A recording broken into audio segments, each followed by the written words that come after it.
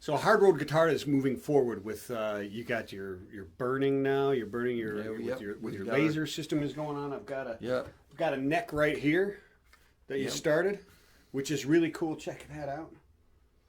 Now you'll notice something that's actually the wrong way, right? Yeah, well, it's upside down because it was. So which one is it? Upside down, or is it just a left-handed guitar? It's a left-handed guitar. It's a left-handed guitar, and unfortunately, that makes it real easy to get confused as to which way to lay it on the laser. Well, when you're putting it on a laser machine and then trying to program a logo onto it with a serial number and all that kind of stuff, but I think it's a brilliant mistake.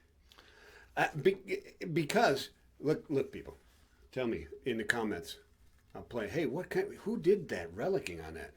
These dudes right here. See, I just flipped my guitar over.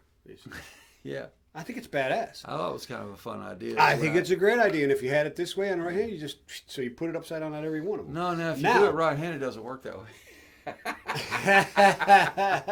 See, that's the sneaky part about lefties and righties. They're just mixed up, man. That's right. Absolutely crazy. But we want to feature a guitar that's in the shop right now. Yep. Right? So you want to do that one? Oh, the Ibanez, yeah. Yeah, you want to talk about that one? Yeah. Here, I'll grab it, folks. Okay. What am I grabbing here? That's a 1983 Ibanez Roadstar 2 Blazer series, I think they call that. Yeah. Pretty neat little guitar, I thought. Anyway. Tell us about it. Obviously, this is a time period when Ibanez was really starting to come into their own and become a really good guitar company. So they broke into the market not so great. Well, they broke into the market by basically making copies of Gibsons and Martins and Fenders, and of course they got sued. We know those as the lawsuit models. Okay. And really? Those still floating around? They still float around, and they still get yanked off the web all the time. Oh, really? People try to sell them. And then they get, the lawyers will catch it. Even today. Yeah, it happened to me a couple of years ago.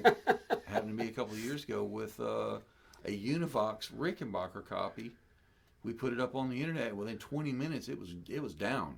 Oh, really? Yeah, they shut your butt down. And they just sent me a letter saying that's a copyright violation. You can't put that up there. And it's even though it's a 40-year-old guitar. Yeah. They're still messing with it. Yeah, they're still. So this is when this Roadstar 2 series is, well, it says right here, it's the ultimate expression of craftsmanship. But I mean, so it's Ibanez. It's got to be true. But they were just coming into their own. So explain. Yeah, well, basically they when they stopped doing the lawsuit stuff, they kind of had to come up with something on their own in order to even continue being a guitar company, right? Yeah. So they started working with variations of the Strat theme, variations of the Les Paul theme, and so on and so forth, until they came out with some of their own individual stuff. The only drawback with these guitars, because the necks, man, they feel like it does. It feels great. Really good. The pickups are not bad, although they're maybe a tad fragile. Some of them. Oh, really? Yeah. Some of them don't last too long. They don't take a beating. Yeah. But the problem is they tended to do proprietary hardware and not sell you any parts and won't replace the stuff. So if you break something on this bridge, you're done. You got to convert this to something else, and that's not so easy. So that's why you got the black one in the back that you're putting dowels in and changing the route. Because the bridge is broken, and you've got to put in a good bridge. We got to put in, but you got to mess with the body to make it happen. Right. Because everything they did was proprietary. The measurements are completely non-standard. They don't match up to anything out there like. See, they got the bullet truss. Yeah. Well, they were kind of messing around with the Fender big headstock you can arrow, see that. the truss, the bullet truss rod and everything, and the double, very 70s. The double string trees and stuff. But they were trying to be unique. I mean, it looks like decent hardware, doesn't it? It is. I mean, this is actually early Godot. Yeah. These tuning keys. Yeah, so, they don't. I've got no complaints with the guitar as quality. So this is when they were starting to make some decent guitars. Huh? Yeah, these are starting to feel more like what we think of as traditional feeling guitars. Everything sounds and operates like a traditional Strat. I noticed none of the blues or greens match. Well, which is a little interesting. Okay, this guitar has had a unique lifestyle. Yeah. Okay. Okay. It unfortunately was in a music store that was shut up for 10 years. The roof developed some leaks, and the store developed some mold. And okay, so this is a rescue job. Yeah. Okay.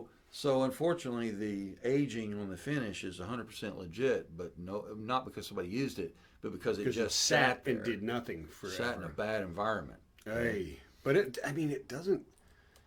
It's kind of got a neat fade to it. It's got a neat patina for sure. It had some stickers put on it, which made these funny looking, oval. Well, it's got this cool sticker on here that I noticed you did not remove, and I wouldn't because I think it lends a little certain bit of badassness to it. Like, yeah.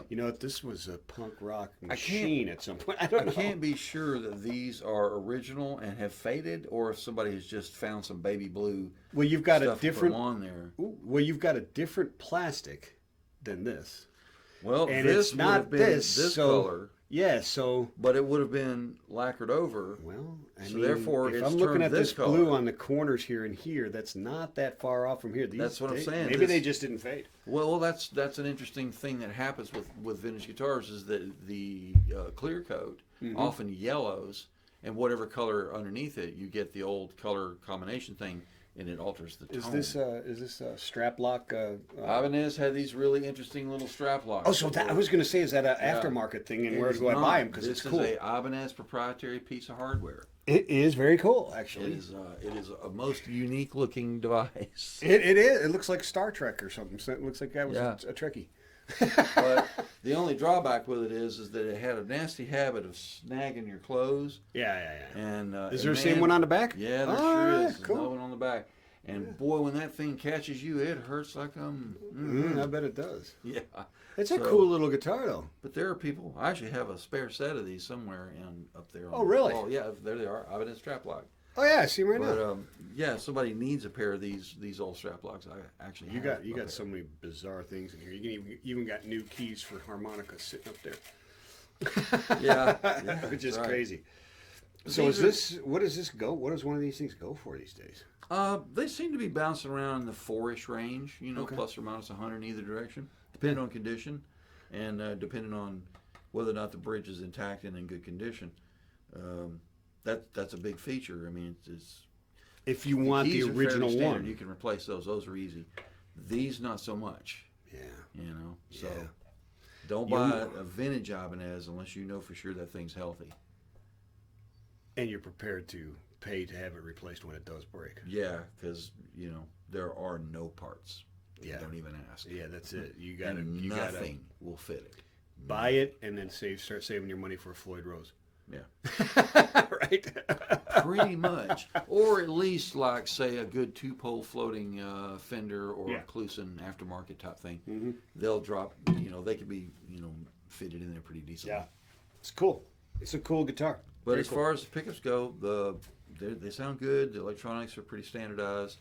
You may have to upgrade, output jacks and pots to switch, that kind of stuff.